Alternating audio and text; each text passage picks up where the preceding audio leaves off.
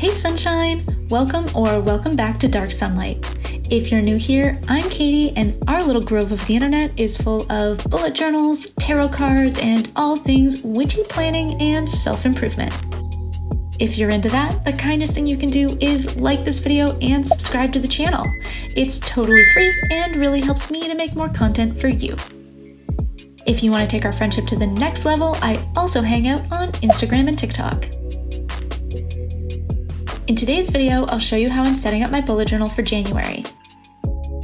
As an overall theme for 2022, I chose Familiars and Florals so that I can practice drawing animals more as I don't feel confident about my skill in that area.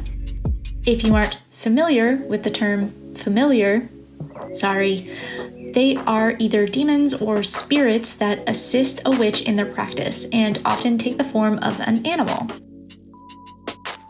For January, I decided to draw foxes and pine branches, giving it a cute wintry theme. As a repeated texture throughout the spreads, I created this plaid pattern using layers of Tombow marker. I thought it would add to the cozy wintry feeling of the theme as well as fill any empty spaces in the spreads. I start by filling the area with horizontal stripes, then overlapping every second stripe with another layer, then adding thinner lines in all the lighter stripes, and then crossing all of that with the same pattern vertically.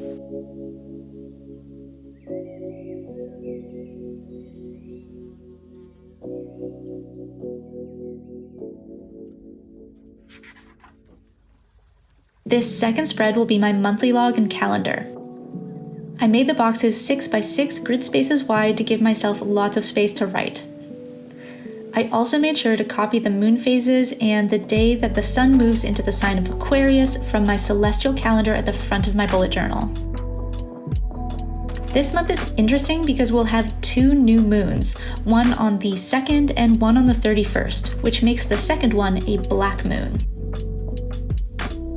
Along the left side of the page, I added a space to list the books I'll read, what top 3 things I want to focus on, and my tarot card for the month.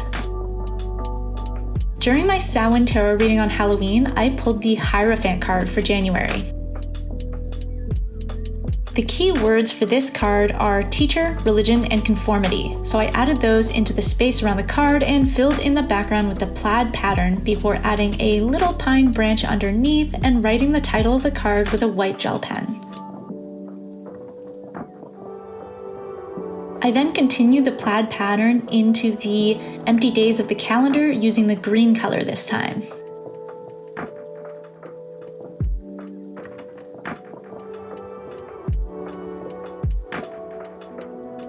In the bottom right corner of the spread, I added in another little fox familiar.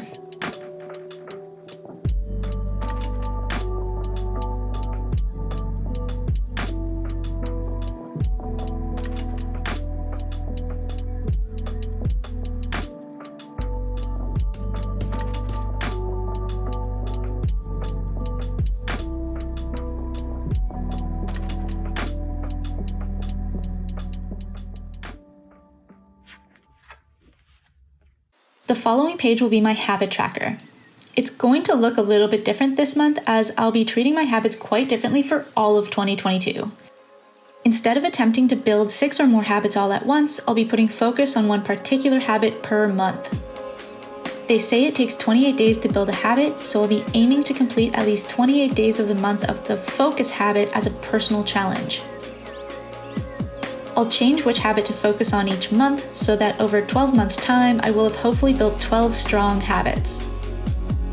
In the month of January, my focus habit will be daily walks. This will be particularly challenging because I know I won't want to go outside during this dark and cold month, but that's why I think it's all the more important for me to get out there. I find on days that I go for a walk, I have so much more energy and focus overall. I also plan to journal about why I want to build this habit. On the days I would really rather hide inside in cozy pajamas with a tea, I can remember my whys and get that motivation to do it. In this case, as I said, it gives me more energy and focus for the day. It's a bit of exercise, it provides my body with vitamin D, and if for no other reason, it gives me something I can check off and fill in my bullet journal, which also makes me feel accomplished. Between the 2 pages, I added another fox familiar admiring the falling snowflakes.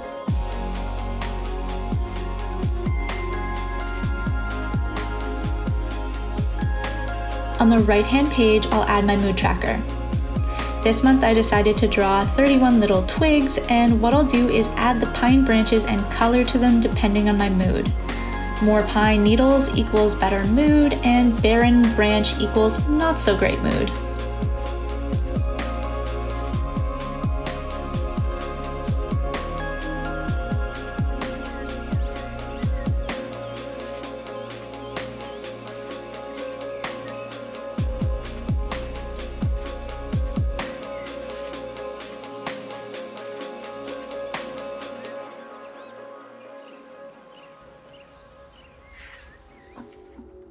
This next spread will be my health tracker. I started by adding a large stripe of that plaid pattern all along the left side of the page. I'll take a moment right here to welcome my newest patrons to our little grove, Deborah, Audra, and Elizabeth. I'm incredibly grateful for your support. Our Patreon group is getting a massive makeover, which will be launched in time for the new year, so keep an eye out for that. If you can't wait to join, there's a link in the description for you. Then I added my chart to the middle.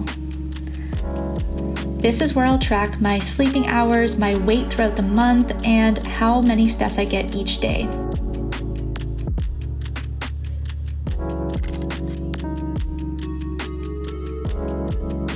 I added a key along the top to show that the tan tombow color will represent sleep as a bar graph, and then both steps and weight will be different dots as a line graph layered on top of the bars. I find this form of data collection to be really fun to look back on when it's all filled in. Moving to the bottom of the page, I drew our little fox familiar running and playing in the snow. I found drawing all these foxes in various poses extremely challenging. As I mentioned, I don't have a lot of confidence when it comes to drawing animals, and all of these took many sketches and erasings before I got to this final design. And even then, I'm not sure it looks quite as good as it did in my head, but I do feel much more confident after all this practice. I'm excited to see how my animal drawings improve after a few months of these themes.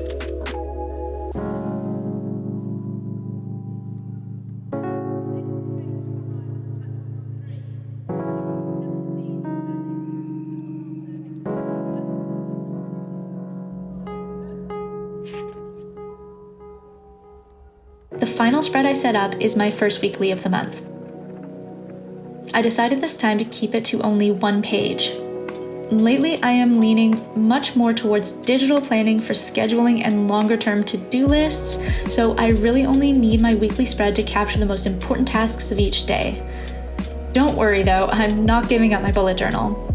I really work best with a combination of both digital and physical planning, as some things just work best as pen on paper. Let me know in the comments if you'd like to know more about the digital side of my planning. I use iCal for calendar blocking, Milanote for more visual things like mood boards, and Notion for everything else. So if that's something you're also interested in, I could plan to make a video about it. I wanted this spread to have lots of space to write my to-do lists in the vertical boxes of each day, but also look visually interesting with lots of patterns and textures. I'm always much more likely to use a spread I find pretty, so as much as it may seem pointless to add this much decor to something that's meant to be a planning tool, it really does help to motivate me. And it's also just fun.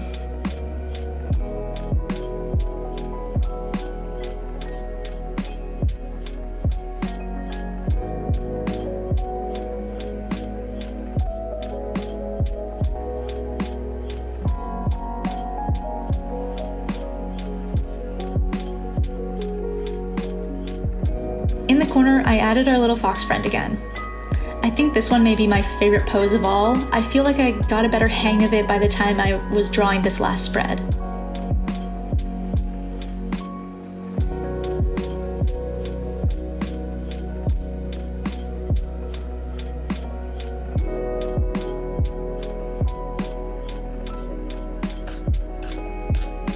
After finishing this up, I did go back through and add a little more detail to the pages, including some faux washi tape patterns and a little more sparkle. And this is how all the pages turned out. If you're interested in grabbing the printable of this setup, I will of course be sharing it with my patrons over on Patreon, and it will also be available in my Etsy shop. Both my Patreon and Etsy will be linked below. I had so much fun challenging myself to go outside my comfort zone with this theme, and I'm excited to see where the continued theme of Familiars and Florals will take us throughout the year. As always, thank you so much for watching. Until next time.